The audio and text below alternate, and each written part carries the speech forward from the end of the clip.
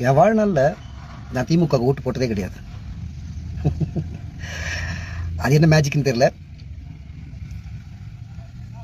இந்த 2026 நான் திமுகவுக்கு தான் ஓட்டு போட போகிறேன்.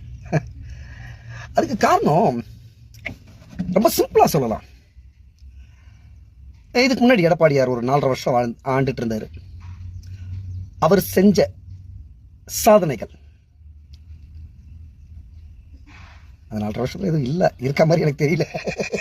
அதுக்கு முன்னாடி ஜெயலலிதா இருந்தாங்க. அவங்க குறிப்பாக சொல்லணும்னா அவங்க வந்து ஃபஸ்ட்டு சிறைக்கு போயிட்டு வந்ததுக்கப்புறம் ஜெயிச்சதுக்கப்புறம் நிறைய திட்டங்கள் கொண்டு வந்தாங்க.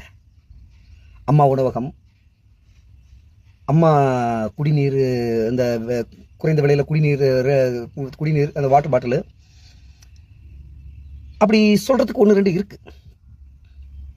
ஆனால் இந்த 5 ஆண்டு திமுக ஆட்சியில் சொல்கிறதுக்கு எவ்வளோங்க. உயர்கல்வி படிச்சுட்டு வெளிநாட்டில் போய் படிக்கிற பசங்களுக்கு அம்பேத்கர் அயலக உதவி, அந்த ஸ்கீம், அம்பேத்கர் அயலக கல்வி நிதி அப்படின்ட்டு ஒரு பெரிய ஸ்கீம். இப்போ யூபிஎஸ் எக்ஸாமில் எவ்வளோ பசங்க பெருசாக சாதிச்சிருக்காங்க. 10 வருஷம் இல்லாத அளவுக்கு தமிழ்நாட்டு மாணவர்கள் சாதிச்சிருக்காங்க. நானே சாதிச்ச மாதிரி இருக்கு. எனக்கு பொறாமையாக இருக்குது. நான்லாம் படிக்கும்போது ஸ்டாலின் முதலமைச்சராக இல்லைன்ட்டு பொறாமையாக இருக்குது. அவ்வளோ பொறாமையாக இருக்குது. அவ்வளோ ஸ்கீம். நான் முதல்வன் திட்டம், தமிழ் புதல்வன் திட்டத்தில் கல்லூரி படிக்கக்கூடிய ஏழை மாணவர்கள், அதாவது கவர்மெண்ட் ஸ்கூல்லேருந்து கல்லூரிக்கு போகக்கூடிய மாணவர்கள் மாதம் 1000 ரூபா மகளிர் உதவித்தொகை, மகளிர் உரிமை தொகை. அதாவது உதவித்தொகைன்னா கூட அது வந்து ஒரு சுயமரியாதை. இதில் எனக்கு பிடிச்சிருக்க விஷயம் என்னென்னா, ஒவ்வொரு ஸ்கீமுக்கும் பேர் வச்சது பாருங்களேன். நான் முதல்வன், அதாவது அந்த பயனாளிகள், அந்த பசங்க இருக்காங்களே, அந்த பசங்களே முதல்வன். ஓகேங்களா? தமிழ் புதல்வன், கல்லூரிக்கு போகக்கூடிய மாணவர்களுக்கு கொடுக்கக்கூடிய ஸ்கீமுக்கு அந்த 1000 ரூபா மாதம் கொடுக்குறாங்கன்னா அந்த ஸ்கீமுக்கு வந்து பேர் பாருங்களேன், தமிழ் புதல்வன்.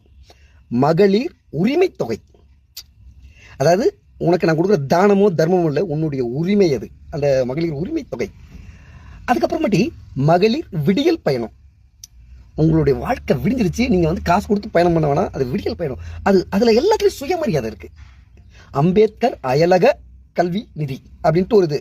அதையும் பாருங்க, அம்பேத்கர் வந்து குறிப்பிடுறாங்கன்னா, அம்பேத்கர் வெளிநாடு போய் படிக்கிறதுக்கு எவ்வளோ போராடி போய் படித்தாருன்றது நம்ம எல்லாருக்கும் தெரியும். அவர் பேர் வச்சுருக்காங்க. வெளிநாட்டுக்கு போய் நீ படி ஈஸியாக.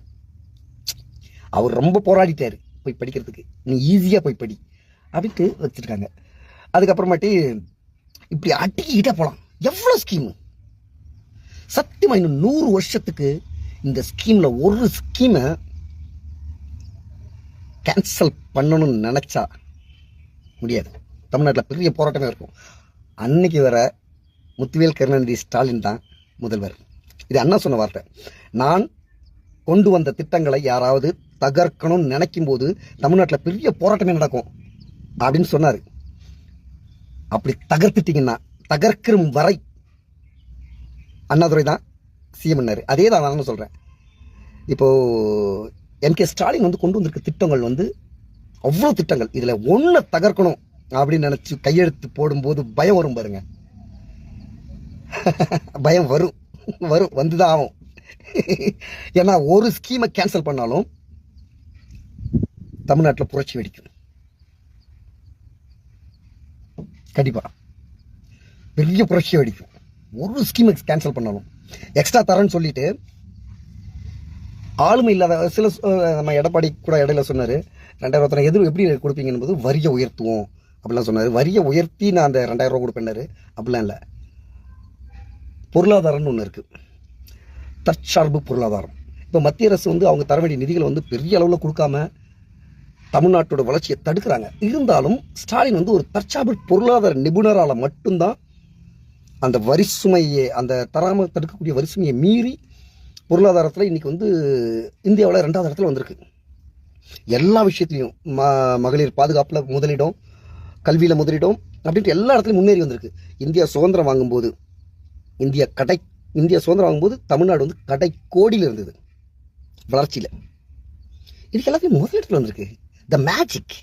5 வருஷம் நடந்தது பெரிய மேஜிக். இதுவரை திமுக ஓட்டு போட்டதே கிடையாது.